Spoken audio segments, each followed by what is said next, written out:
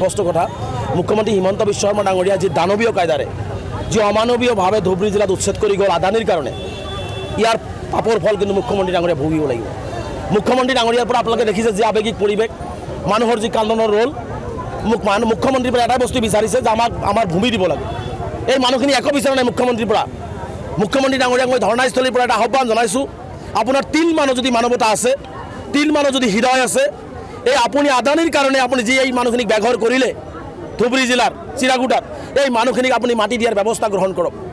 তেওঁলোকৰ ঘৰ বাৰী ভাঙি দিয়া হ'ল, তেওঁলোকৰ মৌলিক অধিকাৰ খৰ্ব কৰা হ'ল, সাংবিধানিক অধিকাৰ খৰ্ব কৰা হ'ল। গতিকে সেই অধিকাৰ ঘূৰাই দিবৰ কাৰণে মুখ্যমন্ত্ৰী ডাঙৰীয়াক আহ্বান জনাইছোঁ।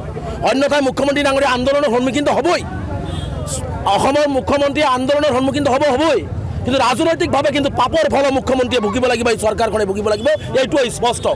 মানুহৰ এটোপাল এটোপাল চকুৰ পানী কিন্তু মুখ্যমন্ত্ৰী নেদেখিলেও ভগৱান ঈশ্বৰ গড আল্লাই দেখি আছে।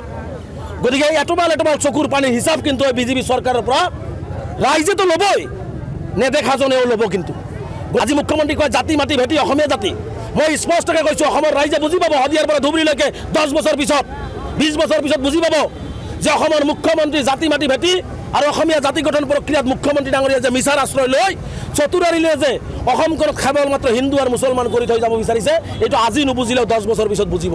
কাৰণ মুখ্যমন্ত্ৰী বিচাৰি আছে অসমত অসমীয়া জাতি শেষ হৈ যাওক, অসমীয়া জাতি গঠন প্ৰক্ৰিয়া ভাঙি যাওক, ইয়াত কেৱল হিন্দু আৰু মুছলমান থাকক। যিটোৱে মুছলমানে এক পক্ষত কথা ক'ব, RSSৰ নেতৃত্বত হিন্দু এক পক্ষত কথা ক'ব, এই ধৰণৰ এটা পৰিৱেশ থাকক, এইটো মুখ্যমন্ত্ৰীয়ে বিচাৰি আছে। আৰু এইটো মুখ্যমন্ত্ৰী বিচৰাটো অসমৰ অসমীয়া ৰাইজৰ কাৰণে কিন্তু ভাল লক্ষণ নহয়, শুভ লক্ষণ। আজি নহ'লেও পিছত কিন্তু অসমৰ ৰাইজে আমি সকলোৱে বুজি পাম যে মুখ্যমন্ত্ৰীৰ চতুৰ আৰু নিজৰ অস্তিত্ব ৰক্ষাৰ কাৰণে মুখ্যমন্ত্ৰী অসমীয়া ৰাইজক কেনেকৈ বিকি পেলাই কেনেকৈ অসমৰ ৰাইজক ধ্বংস কৰিলে এইটো আমি সকলোৱে বুজি পাম। যিটো ফৰেষ্টত উচ্ছেদ কৰিছে সেইটো ফৰেষ্ট নহয়, মুখ্যমন্ত্ৰীক মই চেলেঞ্জ কৰিছোঁ, সেইটো ৰাজহ গাঁও। সেই ৰাজহ গাঁওটোক কেবিনেটে ফৰেষ্ট বনাই টংকেশ্বৰ ৰাভাহঁতৰ দৰে ব্যক্তিয়ে যি হাজাৰ হাজাৰ বিঘা ৰবৰ বাগান, চাহ বাগান, হাতী যোৱা কৰিডৰ বনাইছিলে, মেইন কৰিডৰ আছিলে, সেইবিলাকক ৰক্ষণাবেক্ষণ দিবৰ কাৰণে সেই পাইকানৰ সংখ্যালঘু ৰাইজক টাৰ্গেট কৰি লৈ সেইটো ফৰেষ্ট বনাই তেওঁলোকে কেবিনেট ফৰেষ্ট বনাই তেওঁলোকক উচ্ছেদ কৰা হ'ল। আজি উৰিয়াম ঘাটতো মুখ্যমন্ত্ৰীক মই প্ৰত্যাহ্বান জনাইছোঁ, যদি ফৰেষ্ট খালী কৰিব লাগে ধৰ্মীয় মেৰুকৰণ কৰি কিয় আজি উৰিয়াম ঘাটতো বাছি বাছি ধৰ্মীয় সংখ্যালঘুসকলক উচ্ছেদ কৰা হৈ আছে, নোটিছ দিয়া হৈছে। আজি সোণাইৰূপা অভয়াৰণ্যত বেদখল আছে, তাত মুখ্যমন্ত্ৰীৰ মাত কিয় নাই? আজি অসমৰ বিভিন্ন ফৰেষ্টত বেদখল আছে, তেওঁলোকৰ তাতে মুখ্যমন্ত্ৰীৰ মাত কিয় নাই?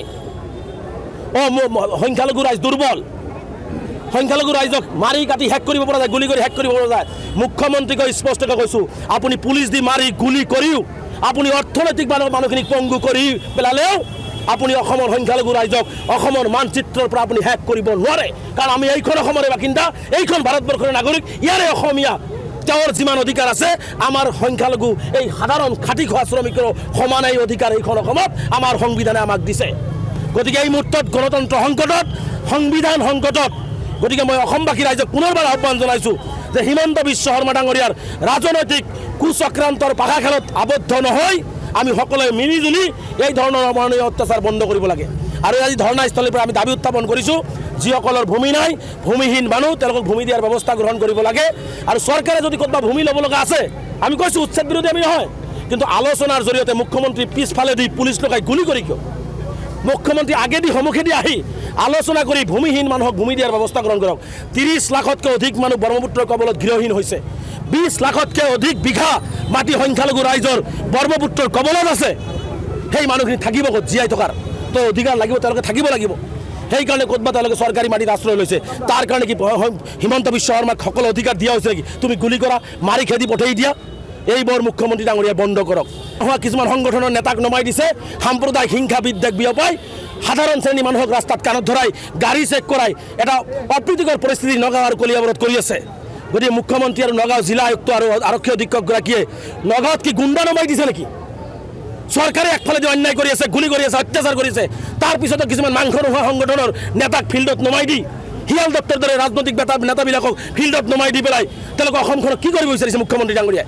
গতিকে নগাঁৱৰ আৰক্ষী অধীক্ষকগৰাকীয়ে যদি ইমিডিয়েট একশ্যন নলয়, ভাৰতীয় নাগৰিকৰ ওপৰত ৰাস্তাত যে অত্যাচাৰ চলোৱা হৈছে, তেনেহ'লে কিন্তু আমিও ৰাজপথত ওলাবলৈ বাধ্য হ'ম। এইটোৱে আমাৰ দাবী, মুখ্যমন্ত্ৰী এইখিনি পূৰণ কৰক। যদি তিলমান হৃদয় আছে আৰু যদি মুখ্যমন্ত্ৰী এইখিনি পূৰণ নকৰি কেৱলমাত্ৰ গাদী ৰক্ষাৰ কাৰণে এই ধৰণৰ অত্যাচাৰ চলাই থাকে অসমত কিন্তু এক ভয়াৱহ গণতান্ত্ৰিক আন্দোলনৰ সন্মুখীন মুখ্যমন্ত্ৰী হ'ব লাগিব এইটো স্পষ্ট আমচুৰ পৰা কৈ দিছোঁ অহা 11 তাৰিখে ধুবুৰী জিলাৰ এই মানুহখিনি যিহেতু এতিয়ালৈকে ন্যায় পোৱা নাই ভূমি পোৱা নাই আদানীৰ কাৰণে এই মানুহখিনি ঘৰ বাৰী ভাঙি দিয়া হৈছে উচ্ছেদ কৰি দিয়া হৈছে আজি মুকলি আকাশৰ তলত আছে তিৰপল টানি ৰাস্তাত আছে তাৰো তিৰপলবিলাক ধুবুৰী জিলা আয়ুক্তই টানি টানি চাঙি দিছে ধুবুৰী জিলা আয়ুক্ত কোনে অধিকাৰ দিলে যে এজন সাধাৰণ দুখীয়া শ্ৰেণীৰ ঘৰ ভাঙি মানুহ দিয়া তিৰপল টানি ছিঙিবৰ কাৰণে তেওঁৰ ল'ৰা ছোৱালী নাই তেওঁৰ মাক দেউতাক নাই তেওঁলোকৰ পৰিয়ালৰ যদি এই অৱস্থা হ'লহেঁতেন তেওঁলোকে কি কৰিলেহেঁতেন গতিকে ধুবুৰী জিলা আয়ুক্তগৰাকীক স্পষ্টভাৱে সকীয়াই দিছোঁ যদি আপুনি এনেকুৱা ধৰণৰ হিমন্ত বিশ্বৰ চুতুলি ব্যৱতাই আপুনি হিটলাৰী শাসন চলাই ধুবুৰী জিলাও কিন্তু স্তব্ধ কৰি দিয়া হ'ব গণতান্ত্ৰিক আন্দোলনৰ জৰিয়তে আৰু অহা 11 তাৰিখে এইসকল মানুহক পুনৰ সংস্থাপনৰ দাবীত ধুবুৰী জিলাৰ বিলাসীপাৰাত গণবিক্ষোভ কাৰ্যসূচী লৈ লক্ষাধিক মানুহেৰে আমি প্ৰতিবাদ সাব্যস্ত কৰি এই মানুহখিনিক অধিকাৰ দিয়াৰ বাবে আমি ৰাজপথত ওলাই আহিম যিকোনো খবৰৰ বাবে যোগাযোগ কৰক 7099017330 লগতে 7099017110 নম্বৰত